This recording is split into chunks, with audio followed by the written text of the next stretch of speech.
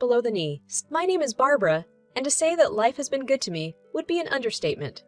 At 23, I've already achieved what some people spend a lifetime striving for: a fulfilling career, meaningful friendships, and a clear sense of direction. Not to gloat, but I'm the head of sales at Everline Corp, a high-flying company with operations across multiple countries. It's an intense, high-stakes job, but I absolutely love it. Every morning, I wake up eager to face the challenges and opportunities that lie ahead. I remember my first day at Everline like it was yesterday. I was a fresh-faced college graduate dressed in my most professional outfit, a blazer and pencil skirt that I had splurged on, eager to make a good impression. My boss at the time, Sarah, welcomed me warmly. "Barbara, we've heard a lot of good things about you. Welcome to the team," she said, extending her hand for a firm handshake. "Thank you, Sarah. I'm really excited to be here," I replied, my voice tinged with both enthusiasm and nervousness. Fast forward a few years, and not only did I surpass my own expectations, but I also became the youngest head of sales in the history of the company. When I was promoted, Sarah came to my new office with a grin that was almost as big as mine. "You've earned every bit of this, Barbara. We're so proud to have you lead the team," she declared. "It's a dream come true, honestly," I said, barely able to contain my excitement. I can't wait to push Everline to new heights. But my journey to the top wasn't just about sales targets and revenue growth. It was also about the people who became part of my life along the way. One person, in particular, stood out: Jason. Jason was a sales associate who joined Everline a year after I did. We clicked instantly. His cubicle was right next to mine, and our friendship grew from casual office banter to a genuine bond. We shared sales tips, celebrated each other's victories, and even suffered through tough quarters together. "You killed that presentation, Barbara," he'd exclaim after a particularly successful meeting with clients. "And you were brilliant in the QA session," I'd respond. "Seriously, Jason, where'd you learn to handle objections like that?" "From watching you," he'd say with a wink. We were a dynamic duo, and I valued our friendship deeply. It's rare to find someone you can both work with effectively and genuinely like as a person. That's why, when he invited me to his sister's wedding, it seemed like the perfect opportunity to celebrate not just his family's joy, but also our friendship. Little did I know that this event would reveal the cracks in the facade, shattering my perception of someone I had considered a close friend. But let's not get ahead of ourselves. That's a story for another chapter. For now, I'll say this. Life was good. I had a job I loved, a friend I trusted, and a future that seemed as bright as ever. If someone had told me how quickly things could unravel, I might not have believed them. But sometimes, life has a way of showing us that not everything is as perfect as it seems, teaching us lessons we didn't know we needed to learn. A regular Tuesday morning in the office turned extraordinary when Jason swung by my desk, a big grin spreading across his face. His eyes were practically glowing, a look that I had come to associate with good news or a successful deal. "Barbara, can I borrow you for a sec?" he asked, his voice filled with an eager excitement. "Sure, what's up?" I said, minimizing the spreadsheet I had been engrossed in. Jason took a deep breath, his grin widening. "So, my sister's getting married this weekend? It's kind of a big deal, family from all over are flying in. Would you be interested in coming? I think it'll be a lot of fun, and it would mean a lot to me." I looked up from my screen, caught a little off guard, but pleasantly surprised. Weddings are special, a celebration of love and unity, and to be invited to one felt like an honor. Plus, this was Jason, my work buddy, my confidant in all things sales and streaming series. This was a no-brainer. "Wow, Jason, thank you for inviting me," I exclaimed, genuinely touched by the gesture. "I'd love to be there." Jason's face broke into an even bigger smile, if that was possible. "Fantastic, my sister will be thrilled to have you there. She's heard so much about you, feels like you're already part of the family." This made me chuckle. "Well, I'm honored. What's the dress code? Don't want to show up underdressed or anything." Jason laughed. "Oh, you know weddings. Everyone's an unofficial contestant in a fashion show. But semi-formal should do it. My sister's not the super traditional kind." I made a mental note to go dress shopping after work. "Got it, semi-formal. Anything else I should know?" He paused, as if contemplating whether to say more, then shrugged it off. "Just be prepared for some boisterous relatives and a whole lot of dancing." "Dancing, you say? You're on!"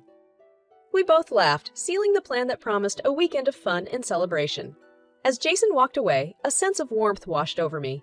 Here was a friendship that felt as effortless as it was meaningful, a person I could share the highs and lows of life with both at work and outside of it. I returned to my spreadsheet, but couldn't focus right away. My mind kept drifting back to the wedding invitation. In hindsight, perhaps I should have read more into Jason's pause, pondered why he seemed to hesitate. But hindsight is 20/20, and at that moment, life was simply too good to question.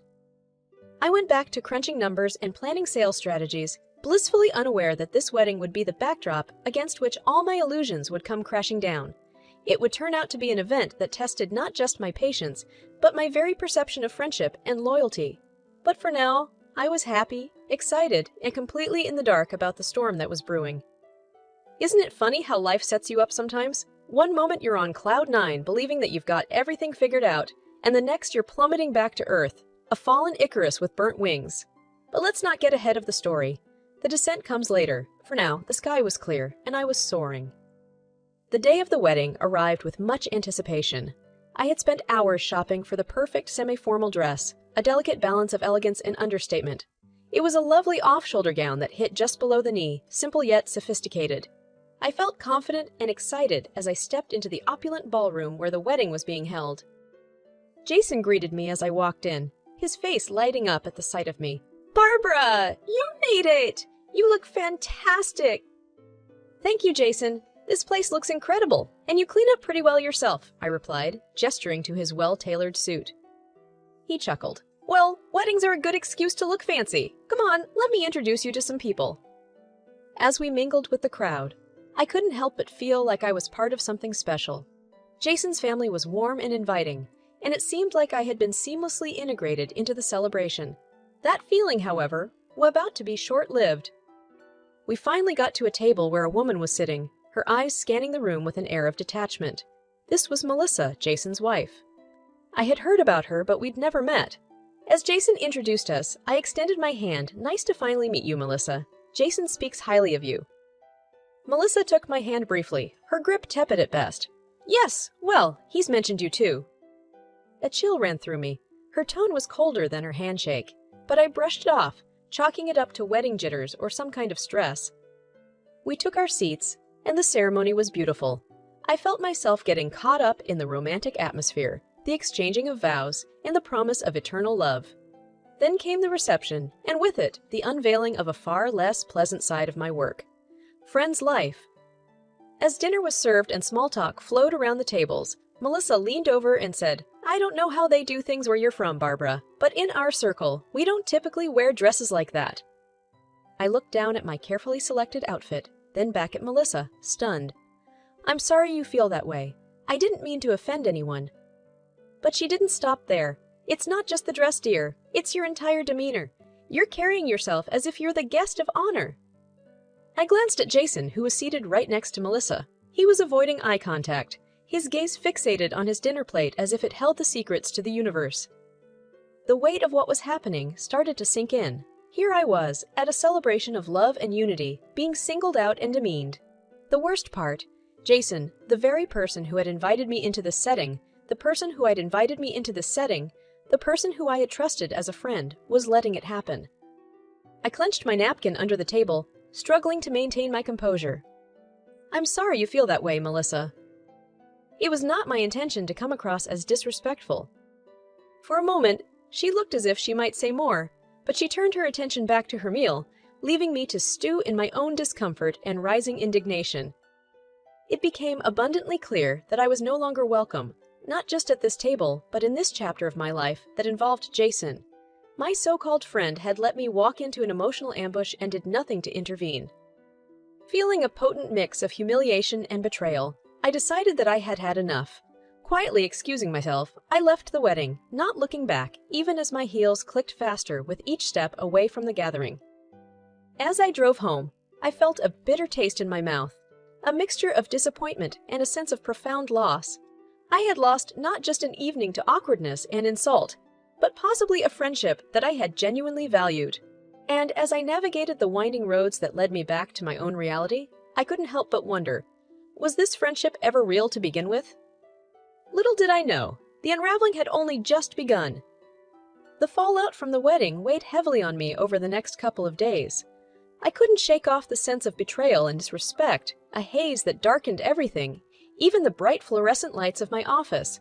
I got into work, booted up my computer, and tried to immerse myself in sales reports and client emails, but my thoughts kept returning to that night. It was then that my phone buzzed, snapping me back to reality. A text message from Jason popped up on the screen. "Hey Barbara, can we talk?" I hesitated, my thumb hovering over the screen. A part of me wanted to ignore the message, to cut my losses and move on, but another part wanted closure, an explanation for why he allowed his wife to treat me the way she did. With a sigh, I typed back, "Sure, what's on your mind?" Within seconds, his reply appeared. "I'm really sorry about what happened at the wedding. I should have stepped in. I feel terrible." My eyes narrowed at the screen. An apology was a good start, but it was too little, too late. If he had stepped in at the moment, as he should have, we wouldn't be in this mess. Deciding that a text conversation wouldn't suffice for this kind of dialogue, I summoned him to my office later that day. When he walked in, the confident, cheerful Jason I knew seemed replaced by a subdued, almost pitiable figure. "Please, have a seat," I gestured to the chair across my desk. "Barbara, he began, but I cut him off. "Save it. Your text said you're sorry, but I'd like to know. Sorry for what, exactly? For the way your wife treated me or for the fact that you sat there and did nothing?" Jason lowered his eyes, both. "I should have done something, said something. I didn't handle it well, and I regret it." "You regret it?" I couldn't help but raise my voice, my patience waning. "Regret doesn't erase humiliation, Jason. It doesn't rebuild broken trust." "I know, and there's nothing I can do to change what happened, but I'm hoping we can move past this," he pleaded. I looked at him, my eyes narrowing. "Move past this. You let your wife insult me for nearly 2 hours. You invited me to a family event and allowed me to be disrespected. This isn't something we can just move past." "Barbara, you have to understand," he sighed deeply. "Melissa can be insecure and—" "Insecure?" I interrupted again, incredulous. "Your wife's insecurities don't give either of you the right to demean me. That's not how friendships work. That's not how decent human beings treat each other." Jason seemed to deflate entirely. His eyes clouded with regret. But for me, regret was no longer enough. "I'm sorry, but this isn't just about a spoiled evening or an awkward social fox pass, Jason. This is about integrity, loyalty, and respect. You showed none of those things that night, and you can't text those back into existence." He nodded, his eyes avoiding mine. "I understand. I messed up, big time, and I'll have to live with that." "Yes, you will," I affirmed, my voice tinged with finality. "As far as our professional relationship is concerned, consider yourself on thin ice. I expect nothing short of impeccable behavior and performance from you moving forward." "Understood," he said, standing up to leave. As he walked out, I couldn't help but feel a pang of sorrow for a friendship lost. But there was also a newfound sense of clarity and resolve. This was more than just an uncomfortable dinner or an embarrassing scene. It was an unveiling of character, or lack thereof. And while his apology might have been a step toward atonement, it did nothing to rebuild the trust that was shattered that night. The empty words hung in the air long after he left, a ghost of what our friendship used to be. But some ghosts are better left uninvited. Days turned into weeks, and the tension between Jason and me simmered beneath the professional facade we both maintained. While I did my best to put the episode behind me, focusing on my duties as head of sales, I noticed his performance began to decline. Deadlines were missed, and client follow-ups lagged. It was as though the breakdown in our personal relationship had seeped into his professional life, affecting his capability to do his job well. I tried to give him the benefit of the doubt, attributing his lackluster work to personal stress, maybe stemming from his marriage. But the kindness was met with more negligence on his part, almost as if he was daring me to fire him. I had reached my limit. One morning, I decided it was time for another face-to-face meeting. I emailed him. "Jason, please come to my office at 2 p.m. We need to discuss your recent performance." Promptly at 2, Jason knocked on my office door. "Come in," I called out, steeling myself for the conversation ahead. Jason entered, his eyes downcast as he took a seat. I steeled myself, looking him squarely in the eyes. "Jason, we need to talk about your recent performance. It's not up to the mark. You've been missing deadlines and dropping the ball on major accounts. What's going on?" He sighed, running a hand through his hair. "I've had a lot on my mind recently. I know that's no excuse, but I can improve." "A lot on your mind?" We all have personal issues, Jason, but they shouldn't spill into our work. Certainly not to this extent, I retorted. Jason was silent, unable to come up with a defense. As much as it pains me to do this, I began, pulling up his employment file on my computer. Effective immediately, you're terminated from your position. Jason's eyes widened in disbelief. Is this because of the wedding? In part, yes, I replied, but more importantly, it's because you've not been performing your duties well. If you remember, you were already on thin ice.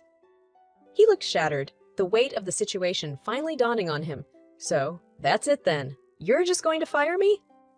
I've given you ample opportunities to improve, to prove that you're more than the mistake you made at the wedding. But you've consistently shown me that you're not, I said, my voice tinged with disappointment more than anger. I can't have someone on my team who I can't rely on, personally or professionally. He sighed, a mixture of remorse and resignation washing over his face. I understand, Barbara. I've messed up, and this is the consequence. I never wanted it to come to this. I didn't want this either, Jason, I said, genuinely sad to see how far we'd fallen. But you've left me with no other option. You'll need to hand over all pending work to Sarah by the end of the day. Har will guide you through the exit process. Jason stood up, his chair scraping softly against the floor. I guess this is goodbye then. Goodbye, Jason, I replied, not unkindly, as he walked out of my office and, effectively, out of my life. After he left, I sat there for a few moments, contemplating the complexity of human relationships. How someone could go from being a trusted friend to a glaring example of disloyalty and professional inadequacy was beyond me. Yet here I was, facing the fallout and cleaning up the mess. As I turned my attention back to my work, a sense of sadness mingled with relief washed over me. It was the end of an era, yes, but perhaps it was also the beginning of a chapter where trust and integrity took center stage.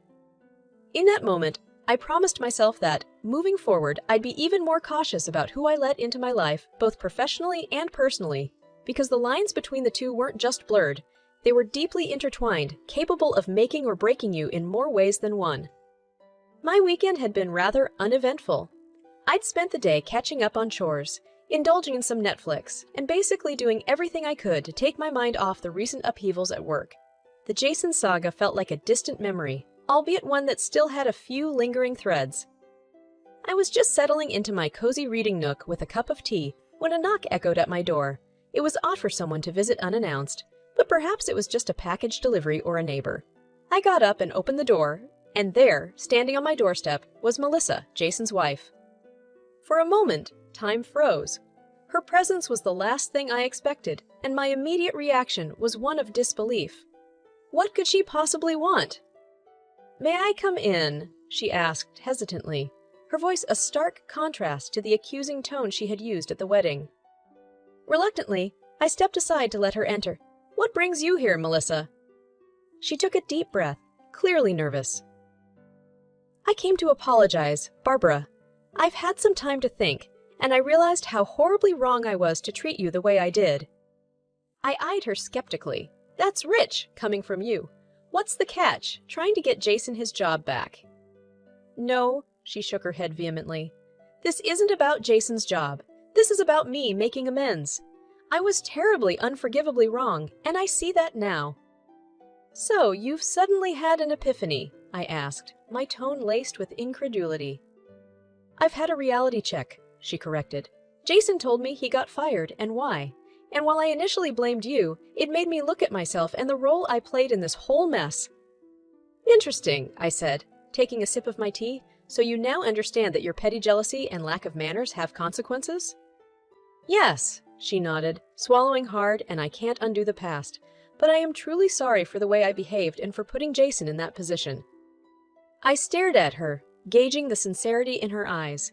They seemed genuine, filled with regret and a newfound humility. Apology accepted, I finally said, breaking the silence that had enveloped the room. A look of relief washed over her face. Thank you, Barbara. I know I don't deserve your forgiveness, but it means a lot. Your apology is accepted, Melissa, but understand this. Jason isn't getting his job back, not because of what happened at the wedding, but because he wasn't doing it well. She nodded. I understand. He's owned up to that too. We both have a lot of growing to do, it seems. Yes, we all do, I agreed. but some more urgently than others. With that, Melissa took her leave, thanking me again for giving her a chance to apologize. As I closed the door behind her, a strange sense of closure washed over me. It wasn't the neatly wrapped-up ending you read about in fairy tales, but it was an ending nonetheless. A conclusion to a chapter of my life marred by betrayal, disappointment, and a glaring lack of integrity. As I sat back down in my reading nook, my tea now lukewarm but my spirits lifted, I realized that sometimes the universe gives you these messy chapters to help you appreciate the good ones even more. Not every villain gets their comeuppance in the way you'd expect, and not every friendship survives the trials of character and circumstance. But every experience, good or bad, teaches you something valuable. In forgiving Melissa, I wasn't just letting her off the hook. I was setting myself free from the burden of resentment and bitterness. She had shown me the kind of person I never wanted to be, and for that, I was grateful. That night, I went to bed with a clear conscience and a lighter heart, ready to tackle whatever new challenges and opportunities awaited me in the days to come. It wasn't a perfect ending, but it was an ending, and sometimes that's all you can ask